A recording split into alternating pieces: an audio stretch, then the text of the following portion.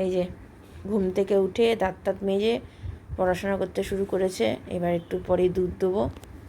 এখন বাজে 6:25, কারণ আজকে তো ওর কাকু নিয়ে যাবে না, ওর পাপা নিয়ে যাবে, সেই জন্য দেরি আছে যেতে। এখন 6:30 নাগাদ দুধ দেবো, দিয়ে তারপরে ও বেরোবে হচ্ছে কটায়, 7:30।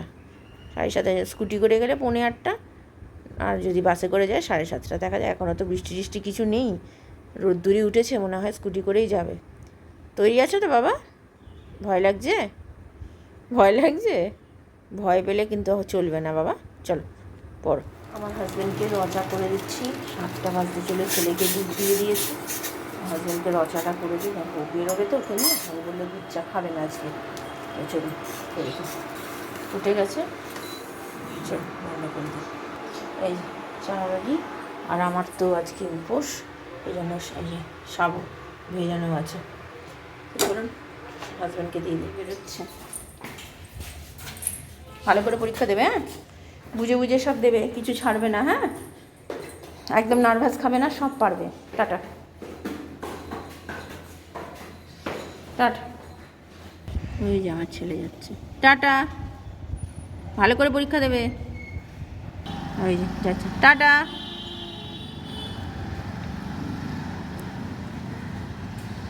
পরীক্ষা দিতে যাচ্ছে, চিন্তা হচ্ছে কি দেবে পরীক্ষা। আর ওই যে ওর আন্টি যাচ্ছে, ওখানে দেখা হয়ে গেল এখন আমার ছেলের সাথে। তাও আমার ছেলে দেখে চিনতে পারেনি।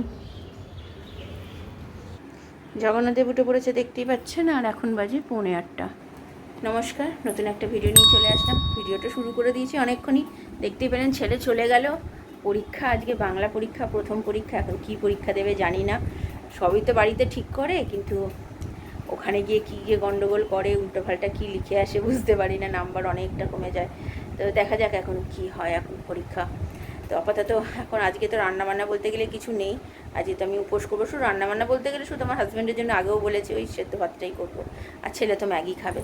তো সকালবেলা স্যার আছে, কালকে ইংরেজি পরীক্ষা, তো ইংরেজির জন্য ওকে তৈরি করতে হবে। এখন আপাতত ইংরেজিতে এমনি তৈরি আছে, কিন্তু তবুও আর একটু ভালো করে তৈরি করতে হবে, দেখতে হবে। এখন মাসিকে নিয়ে চিন্তা, মাসি কী করবে। বলেছে তো আসবে, আমি জামা কাপড় ভেজাইনি, বাসনটা শুধু রেখেছি।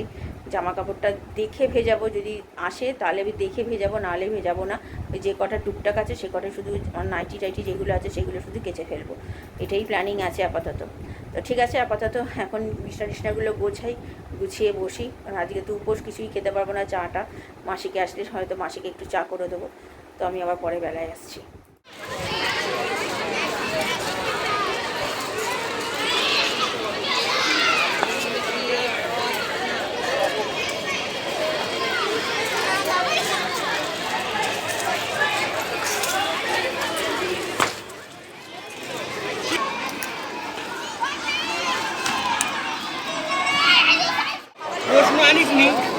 কেন কানিয়া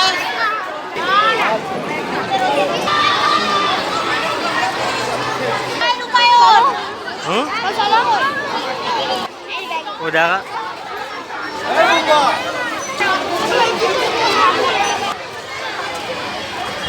এখন পরীক্ষা শেষ।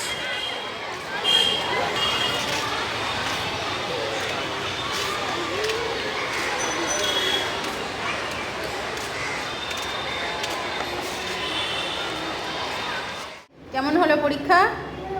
ভালো হয়েছে? বেরোছিস? জানার মধ্যে এসছে না মিথ্যে বলছিস? সত্যি? রেজাল্টেই তো বুঝতে পারবো। ভালো হয়েছে তো? সত্যি বলছো তো? ঠিক আছে, দেখি কোশ্চেন পেপার। কালকে ইংরেজি পরীক্ষা, হ্যাঁ সে তো জানি। চলো এখন ম্যাগি করে দিচ্ছি। ম্যাগি মোটামুটি হয়ে এসছে। এই যে ছেলে স্নান টান কমপ্লিট হয়ে গেছে। পরীক্ষা খুব যে ভালো হয়েছে তা নয়, পরীক্ষা খুব একটা ভালো হয়নি, কারণ কি ওর জানা জিনিস অনেক কিছু উল্টোপাল্টা লিখে এসছে, যেটা আমি আগেও বলেছি আপনাদেরকে, যে ও কোশ্চেন বুঝতে পারে না, ওসব যা বাড়িতে পড়ে তার অপোজিট গিয়ে লিখে আসে। তা তাই হয়েছে, যা নাম্বার পাবে মানে ভালো নাম্বারই পাবে, কিন্তু অত ভালো নাম্বার পাবে না যেটা আমরা আশা করেছিলাম। দেখা যাক কী হয়। 12টা বাজতে চলে, শুনুন ছেলেকে দিয়ে দিই। কিরে, কত নাম্বার পাবি তুই? জানিস না? দেখেছিস তো, এই জন্য বলি অত খেলা খেলা করিস না, একটু পড়াশোনার দিকে ফোকাস কর। দেখেছিস তো? আজ শ্রাবণ মাসের শেষ সোমবার, তার জন্য আজকেই বাবার মাথায় জল ঢালার দিনটা বেছে নিয়েছি। প্রথম সোমবারটা ভেবেছিলাম করব, কিন্তু একটু অসুবিধার কারণে করতে পারিনি। তাই বাবার মাথায় ভালোভাবে ফুলমালা সব কিছু দিয়ে মন শান্তি করে পুজো করলাম। অনেক দিন ধরেই করব খুব টেনশন ছিল করতে পারবো কি না, কিন্তু যাকে ভগবানের আশীর্বাদে যে ভালো মতো হয়েছে পুজোটা, আর সেটাই আছে মানে সবথেকে বড় ব্যাপার। তো দেখুন আমার হাজব্যান্ড সব ফুলমালা আর আম টাম যা যা ফল 3 রকম ফল দিয়েছি সব কিছু এনে দিয়েই গেছিলো। তো ও আগে পুজো করে নিয়েছে, তারপরে আমি বসে পুজো করলাম। তো অনেক দিন পর এরকমভাবে পুজো করলাম, শিবরাত্রিতে করি, তারপরে এই করলাম। আর কত সুন্দরভাবে আমার জগন্নাথ দেবকে সাজিয়েছে দেখুন, কতই না ভালো লাগছে। হাজব্যান্ডের খাবার সব দিয়ে দিয়েছি, খাচ্ছে। এই যে এটা হচ্ছে আমার খাবার, আর এটা মাসির জন্য একটু রেখে দিয়েছি, মাসিকে দেবো বলে। তো চলুন খাওয়া দাওয়া সেরে নিই, 2:15 বাজে। আর এই যে ছেলে পড়া হয়ে গেছে, তো আমি আবার পরে আসছি। Good afternoon. খাওয়া দাওয়া সেরে নিয়েছি, সাবু খেয়েছি। ছেলে আর কিছু খেলো না, আমার থেকে 2 গাল মতো সাবু খেয়েছে। ঠাকুরের প্রসাদ ছিল মিষ্টি, ওই সব খেয়েছে। তো ম্যাগি খেয়ে তো বসেই ছিল। বিকেলবেলা দেখি কি দিই, এখন তো কিছু তো নেই, আজকে তো লুচি হবে। আর কি রান্না করব সেটাই ভাবছি। নিরামিষে ওরা ওই ফোড়ন তরকারি, বাটি চচ্চড়ি সব কিছুই খেতে চায় না। না হলে ওই বেঙ্গলি বাইটস থেকে না হয় আলুর দম আনিয়ে নেবো, ওই দিয়ে রাত্রিবেলা লুচি খেয়ে নেবো। কারণ কি আর কোনো অপশান নেই, বাড়িতে করলে কেউ খাবে না আলুর দম, কিন্তু ওখান থেকে আনিয়ে খেলে কিন্তু তখন ওরা সবাই ঠিকঠাক মতো খাবে। এই হচ্ছে ব্যাপার। দেখা যাক এখন কী হয়। বিকেলবেলা হাজব্যান্ডকে একবার জিজ্ঞাসা করি যে বেগুন ভাজা দিয়ে খাবে না বেঙ্গলি বাইটস থেকে আনাবো। তো এখন দেখা যাক কী হয়। আর এই তো পুজো তো হয়ে গেছে অনেকক্ষণ, আর এখনও পুজো ঠাকুরের লাইটটা আজকে জ্বলবে, মানে সন্ধ্যেবেলা অবধি, তারপরে বন্ধ করা হবে। তো আমার হাজব্যান্ড বেরিয়ে গেছে কাজে, আর ছেলে স্যারের কাছে পড়ে এখন একটু শোবে। কারণ কি বিকেলবেলা তো আবার আন্টি আসবে, 5:30টার সময় আন্টি আসবে। তো সেই জন্য একটু শুরু হয়ে 3টে বাজেনি, এখনও বাজবে। তো ঠিক আছে, আমি আবার বিকেলবেলা আসছি। আমাদের এখানে মন্দিরটা আজকে যেহেতু শেষ সোমবার, তাই জন্য পুজো হচ্ছে শিব ঠাকুরের। ওখানে সব রান্না বান্না হচ্ছে, আজকে আমরাও প্রসাদ পাবো।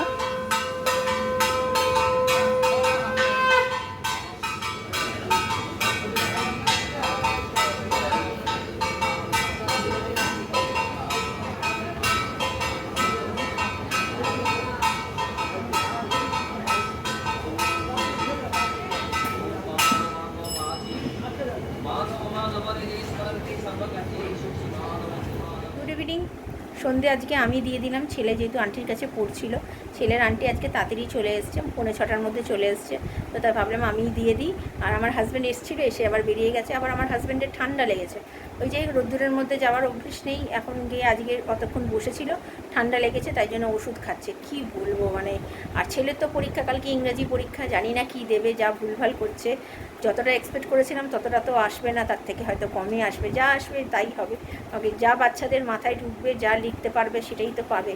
এখন জোর করে তো আর বাচ্চাদেরকে তো চাপ দিয়ে কোনো কিছু করা যায় না। তো ঠিক আছে, আমি এবার একটু বসি, যে সন্ধ্যা দেওয়া হয়ে গেছে, আজকে আর পর্দা দিইনি।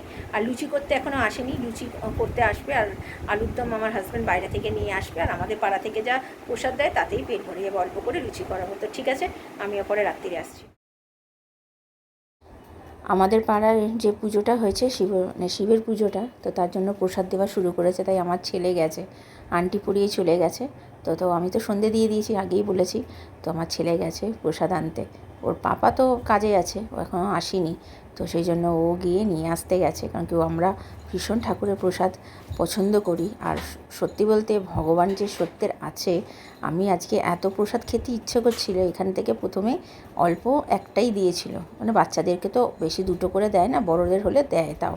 তো আমার ছেলেকে একটাই দিয়েছে, চেয়েছিল কিন্তু দেয়নি। কিন্তু দেখুন ভাগ্যচক্রে আমার ছেলে এইটা নিয়ে এসছে, কিন্তু কিছুক্ষণ পরেই আমার হাজব্যান্ড আবার ওখানে যেখানে কাজ করে সেখানে গেছিলো। সেখানেও শিবনের পুজো, যেহেতু শেষ সোমবার সব জায়গায় মোটামুটি পুজো হচ্ছে, তো সেখান থেকেও অনেক কিছু মানে পোলাও নিয়ে এসছে, আলুর দম নিয়ে এসছে।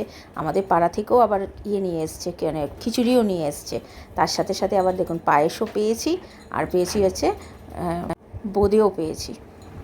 রাত্রি হয়ে গেছে, খাওয়া দাওয়া তো সেরে নিয়েছি। ঠাকুরের প্রসাদ এত পরিমাণে ছিল, সেই খেয়েই পেট ভরে গেছে, লুচি আর খেতে হয়নি।